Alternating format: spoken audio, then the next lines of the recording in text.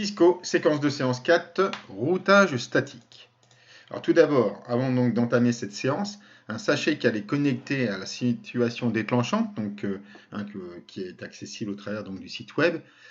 Également ensuite à la configuration d'un périphérique Cisco. Donc l'une et l'autre séance sont nécessaires pour aborder donc la configuration du réseau en routage statique.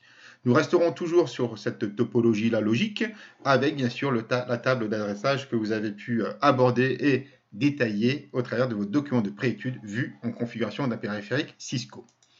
Donc, rien ne change, toujours même topologie.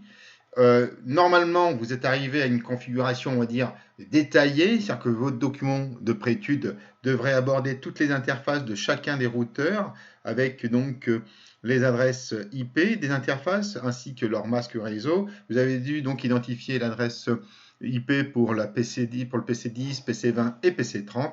Bref, normalement, tout ça, c'est compris, c'est maîtrisé. Nous allons donc maintenant, à présent, aborder dans cette séance comment utiliser la ligne de commande iOS pour faire de l'adressage d'un réseau en statique. À l'issue de ce chapitre, vous allez être capable de maîtriser, comprendre ce que veut dire le subnetting. Nous allons aborder l'adressage statique, bien sûr, et l'adressage qui a été vu en VLSM, et travaux pratiques VLSM selon deux axes. On verra ça tout à l'heure.